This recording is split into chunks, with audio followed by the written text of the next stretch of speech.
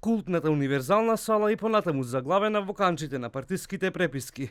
Многу обиди на градоначалници за да го променат изгледот на оваа сала, но таа и понатаму останува во фокусот на јавноста, особено на скопјани, кои се сеќаваат на универзална сала на место каде се разменувале многу културни настани, а продефилирале и светски музички имиња. Во моментот салата е непрепознатлива. Претходниот градоначалник Петре Шелегов започна да ја реконструира со проект за кој плати 0 денари. Во тој период лавина реакции за тоа како проектантското биро Мегарон Инженеринг се појави и понуди бесплатно да го изработи проектот, за кој пак сегашната градоначалничка Данаила Арстовска рече оти проектот е сгрешен и дека било какви градежни активности предвидени во првичниот проект за реконструкција на салата би значило и опасност по безбедноста на граѓаните.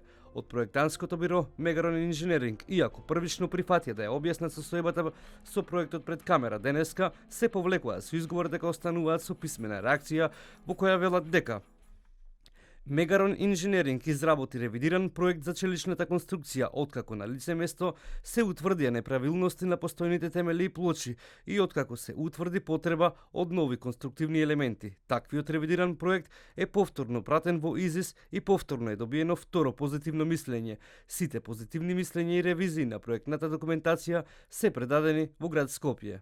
И денеска со реакција повторно се јавија од СДСМ, од каде велат дека проектот е безбеден.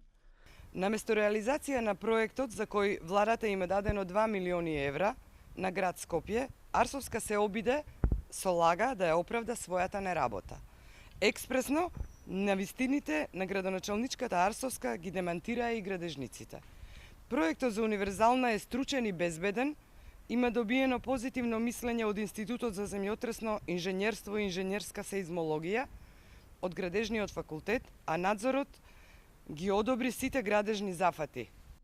Министерката за култура Бисера Костадиновска Стојковска одби да ја коментира состојбата со универзална сала. Од град Скопје преку соопштение побараа токму Министерката за култура лично да гарантира за безбедноста на универзална сала. Министерката, како застапник на овој спорен проект за реконструкција на универзална сала, веројатно не е информирана и воопшто нема познавања за состојбите. Врз основа на направениот увид во сите записници и техничка документација, составувани уште во време на владеењето на СДСМ со град Скопје, утврдени се сериозни грешки и недостатоци во проектот за реконструкција на универзална сала, со импликации по безбедноста на објектот, но пред се загрозувајќи безбедноста на граѓаните. Тоа се записници од луѓе кои раководеле со градот во време на владење на СДСМ и Шилегов. И додека универзална сала, символот на Скопје и на солидарноста, после земјотресот во 1963 година се распаѓа, властите и понатаму се обвинуваат за тоа кој е крив за катастрофалната состојба на оваа сала, за која се врзани емоциите и чувствата на скопјани.